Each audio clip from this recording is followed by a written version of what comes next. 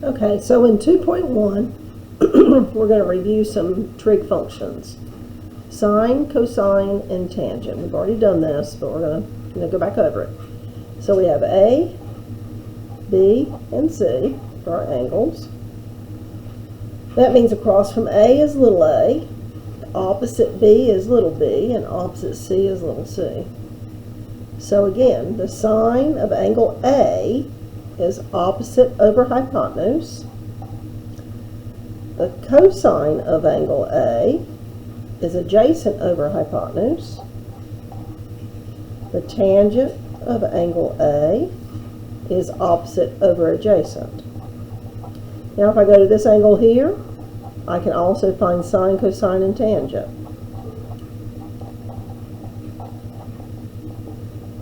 So the sine of angle B is little b over little c, opposite over hypotenuse. Cosine, adjacent over hypotenuse. Tangent, opposite over adjacent. Now we're going to move on and learn some new ones. First one is cosecant. Now these are called, this one is, well, it's abbreviated as CSC. Okay, you know the abbreviations of the other ones. Secant is abbreviated SEC. And cotangent is abbreviated COT. These are called reciprocal functions because they are the reciprocals of other ones you already know. So cosecant of an angle X is equal to 1 over the sine of angle X. Secant of angle X is equal to 1 over the cosine of angle X. Cotangent of angle X is equal to 1 over the tangent of angle X. So again, these are called reciprocal functions because they are reciprocals of things you already know. Okay, let's go to the other side. And then we just went over that, okay? And then I have a little reminder here is when you multiply by a reciprocal, you're going to get a 1. So like 3 times 1 over 3 is 1.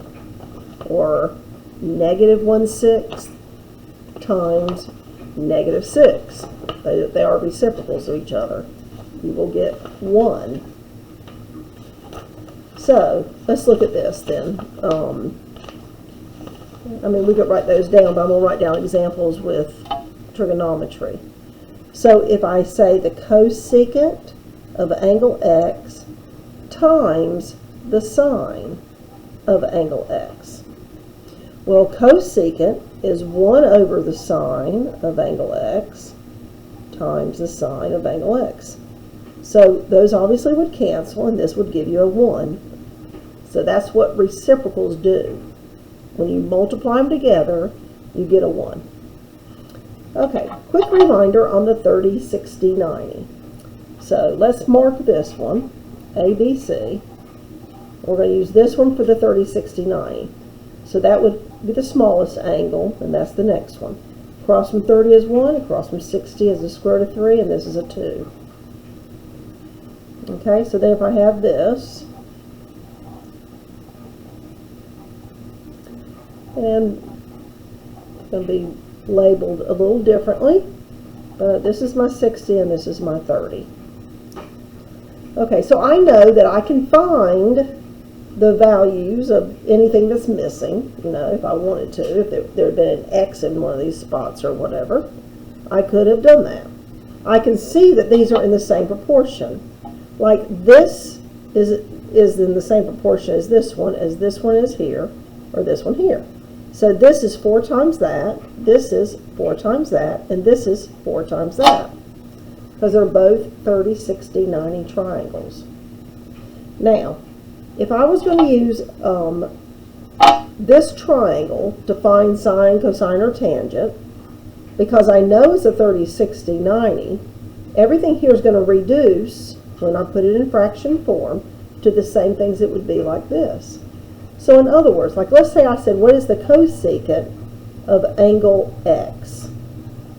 So the cosecant here, that's going to be 1 over the sine of angle X. And what is that? Well, that's 1 over, and then what is sine of X? Sine is opposite over hypotenuse, 4 over 8. And what is that? That's 1 over 1/2. Now remember, the way we reduce that is we say 1 times 2 over 1. So we get 2 as our answer. And you can do that with any of those others that we were talking about on the first page. So let's look at the 45, 45. Well, but wait a minute, before we do that, if I had used sine of the corresponding angle, the 30-degree angle here, sine was 1 over 2, and that's what that reduced to. So you can see they would end up the same. So let's do this one. This is a 45, 45, 90. And we're going to use X, Y, and Z here. And we got 5 times the square root of 2, and 5 here.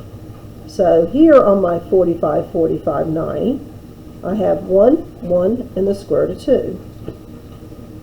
So these two sides are both 5 times as big as those sides. That one is 5 times as big as that one. So if let's say I was going to do secant on this one, the secant, and let's do Y. I know that's 1 over the cosine of Y. Well, what is the cosine of Y? Cosine is 5 over 5 times the square root of 2. Okay, so what is that going to be? That's going to be 1 times 5 times the square root of 2 over 5, isn't it? So, by the way, those cancel. I can go ahead and reduce that, and I'll get the square root of 2. Now, if I came over here and looked for cosine, and just using the same orientation here, it's 1 over the square root of 2. Well, I could have reduced that right there to 1 over the square root of 2. So you can see it works even when you're using the special triangles or any other one like that. Okay? Let's look at this equilateral triangle. Now, we know in an equilateral triangle that all the sides are congruent. We also know that all the angles are congruent in equilateral triangles. So that means that I can draw an altitude here, which would be perpendicular to the base. I know that these angles are 60 because this one has to be 60, this one is 60, and that big one up there is 60. I also know that that altitude cuts that 60-degree angle in half, so I have a 30 and a 30. So if this side is x, since it's equilateral, I know this side is x. I know that this whole thing here is x. But I also know this cuts it in half, so that means that this little portion right here is going to be x over 2. So this would be now the height of this equilateral triangle. It also would be this side that's across from 60 of a 30, 60, 90 triangle. Now if I had some of these values, then I could figure out the rest of them. So what happens to the angles when you draw the altitude? Well, number one, it bisects, the altitude bisects the angle, which is why the 60-degree angle became 30 and 30. It also bisects the side that it intersects. So it goes from this vertex to this side. This side that it intersects, it cuts in half also. Don't forget all these rules from geometry. So using the triangle below, find the value of the 6 trig functions of angle B. What's 6? Sine, cosine, and tangent. Then cosecant, secant, and cotangent. That's the 6. Round your answers to the 1,000th place. So let's label this diagram and get us some measurements that we can work with here, okay? And we don't know that one. So it says of angle B. So let's go ahead and write down everything we have to find so we don't forget. So just make a long list here. Now, instead of just going down, down, down, down, I'm going to come over here, and I know that cosecant is 1 over sine, that secant is 1 over cosine, and that cotangent is 1 over tangent. And I'll show you why it's good to have them set up like this in just a minute. Okay, so for me to find the sine of angle B, I need to first find the hypotenuse. So I'm going to use Pythagorean theorem. So I'll have 25 plus 196 is equal to c squared. That's 221 equals c squared. If I take the square root of both sides, I get the c equals 14.8661. Or I could just use the square root of 221. That's what I want to use for our example, the square root of 221. Okay, so when I do the sine of angle B, it's going to be 4 over that. Leave some space there. When I do the cosine of B, it's going to be 5 over that. When I do the tangent of B, it's going to be 14 over 5. Now remember, all of these are reciprocals of those. So this one's going to be the square root of 221 over 4. This one's going to be the square root of 221 over 5. And this one's going to be 5 over 14. Now these are all finished and set to go. These two have a problem because I've got a square root in the bottom.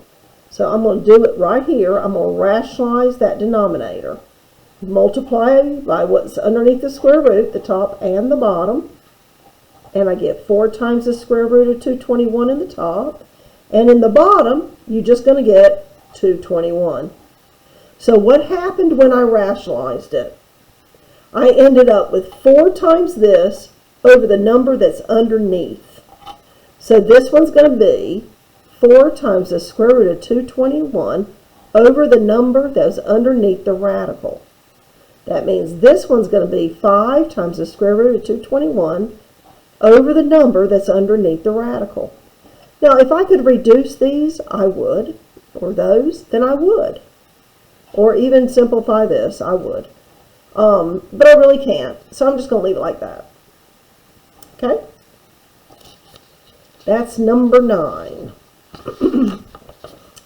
One more on the back. Number 10. It says, using the triangle below, find the value of the 6 trig functions of angle A and give your answer in reduced fraction form. So let's do another one. So if this was A, and this was B, and this was C, and if this was 6 and 8, and I don't know this, I need to find the 6 trig functions of angle A. So again, I'm going to write them down to start. This keeps me organized. It makes sure I don't forget something.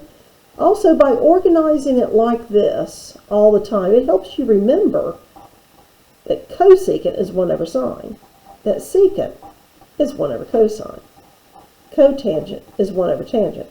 These two people don't ever have trouble with, but the other two they mix up sometimes. I want you to notice that these start with different letters, right? So don't think they all start the same thing. First thing I need to do is find C. So 6 squared plus 8 squared equals C squared. 36 plus 64 equals C squared. So that's 100. So C is going to be 10 when I take the square root of both sides. So find angle A. Sine is opposite over hypotenuse. That's 6 over 10. I need to reduce that. That's going to be 3 over 5. I can go ahead and do my answer here. This one is 5 over 3. I did all my work here and just flip it here. Cosine of angle A is 8 over 10. 8 over 10. I need to reduce that. It becomes 4 over 5. For this one, I just flip it. 5 over 4. Tangent of angle A is opposite over adjacent. That's 6 over 8. When I reduce that, I get 3 over 4. When I flip it for cotangent, I get 4 over 3. So I hope that's helpful.